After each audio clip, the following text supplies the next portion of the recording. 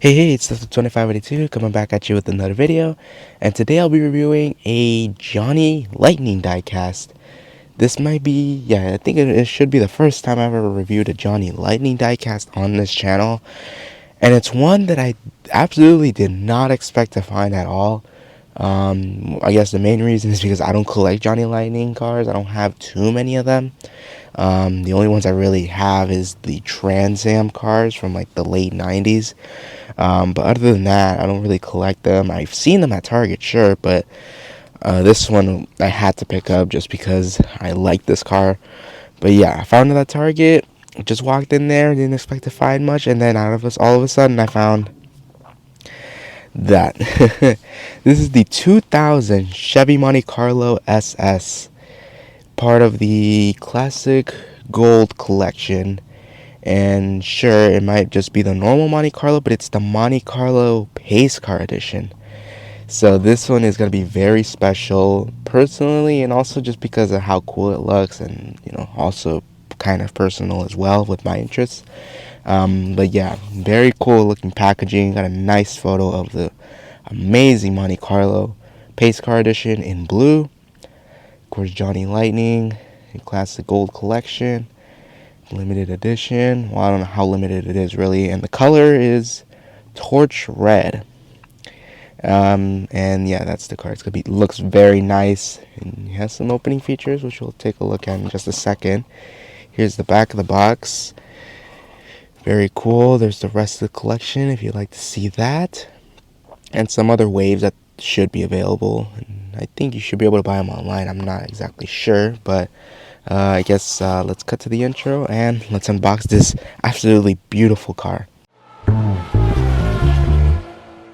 So this car, I have seen that there is another color in black. I hope I find that one. It has the same design and everything, it's just black, but this red one is honestly a little bit better because that's how the classic Monte Carlo pace cars look like, but they also ran other colors as well. So let me get my X-Acto knife out here real quick and cut open the box. It really reminds me of the M2 Celica pace car that I found. Yeah, ironically another pace car, and it's from Long Beach. It was a specific pace car for the 1981, or I think it was 1982 Long Beach Grand Prix. Just cutting the blister. That was really easy. I mean, these are some new X-Acto knives, so of course it's gonna cut very smooth.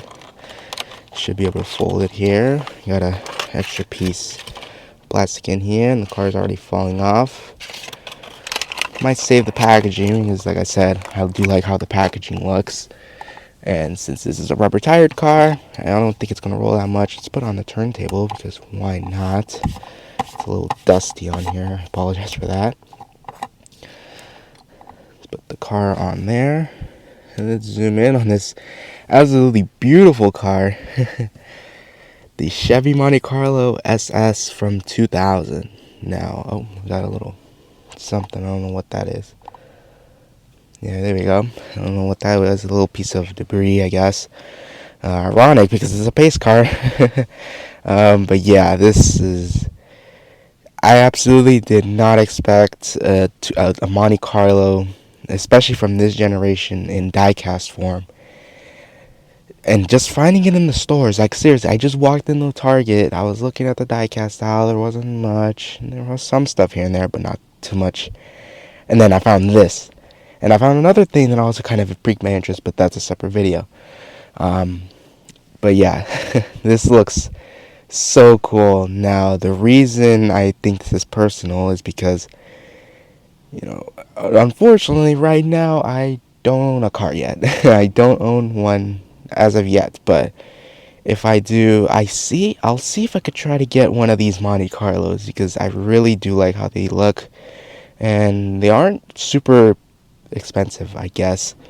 I mean, it's still expensive by my standard, but they're not as expensive, and it just looks cool. It just looks nice, and of course, being a huge NASCAR fan, I easily recognize this as a stock car, one of the most famous stock cars in my opinion, the Monte Carlos. And from this generation, and I think this generation lasted from 2000 to 2005.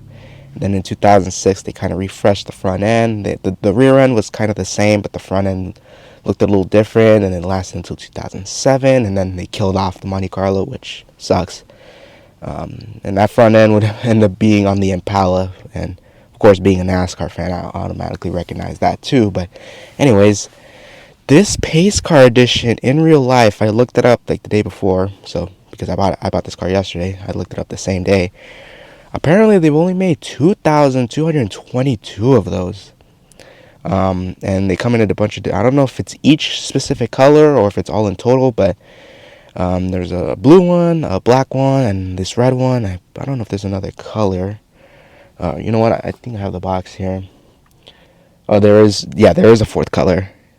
Those are the four colors that came out. So in 2000 was the first one with torch red. 2001 was black. 2002 was competition yellow, and 2003 was superior blue. So each year had their own. So I guess there are more of these out there.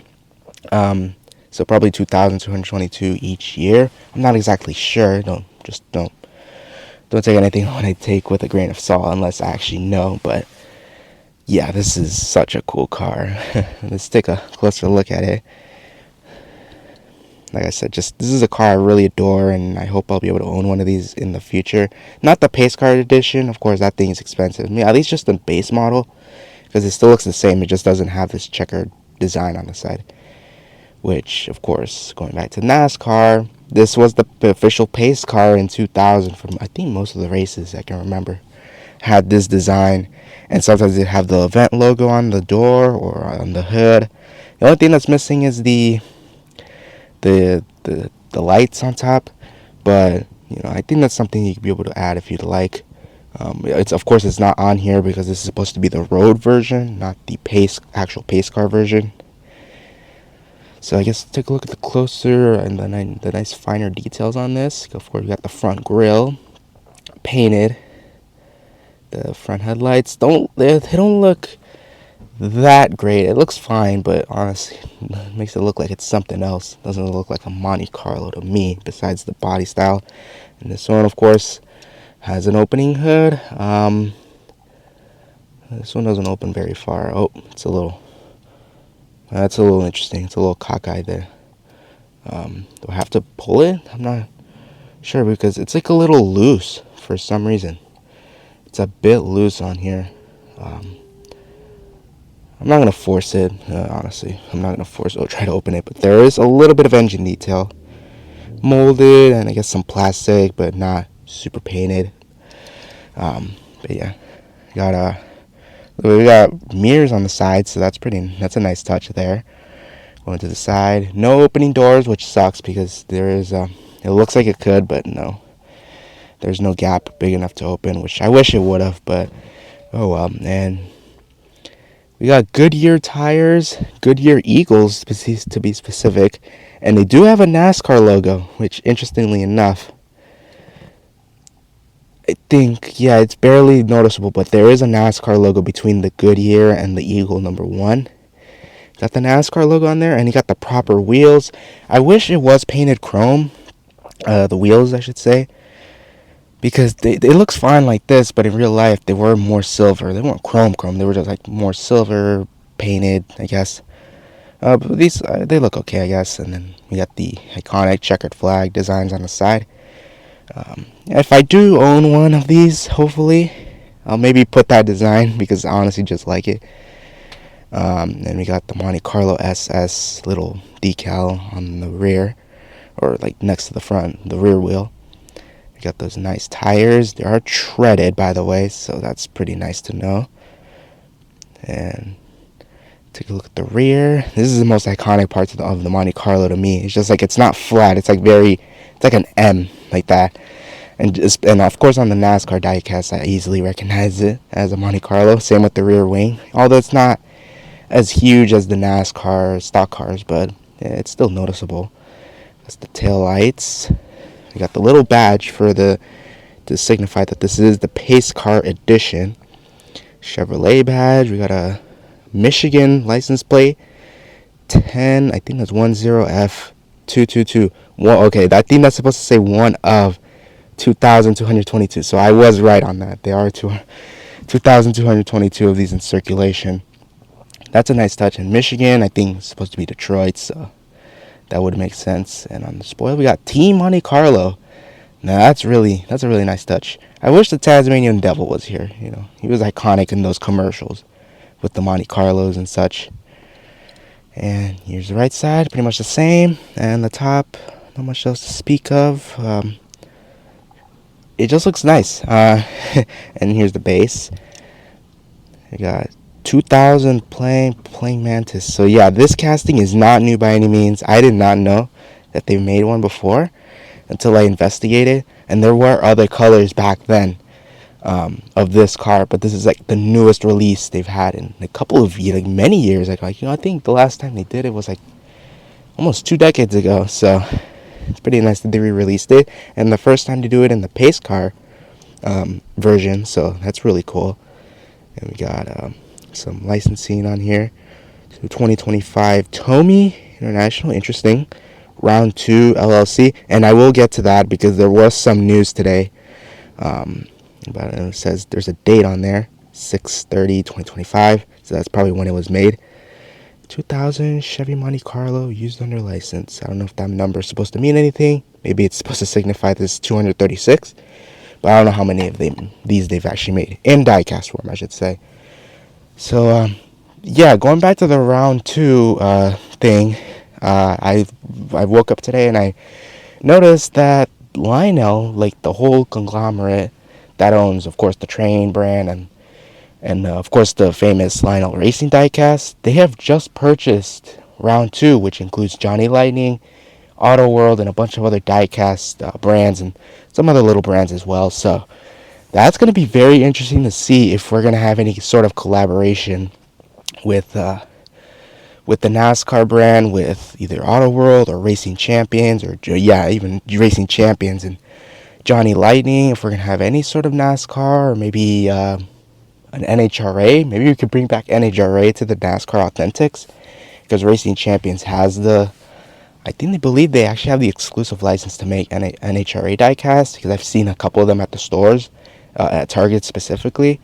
So that would be very interesting to see if we'll have any more. Maybe this is the first NASCAR, because I don't see any copyright on the box stating NASCAR or anything. I'm just seeing a Goodyear licensing and such, but no NASCAR officially licensed or anything. So this might be their first step into that merger, I guess, with Lionel and round 2. So that will be very interesting to see. But I guess enough of that side tangent. Let's, go back to the car.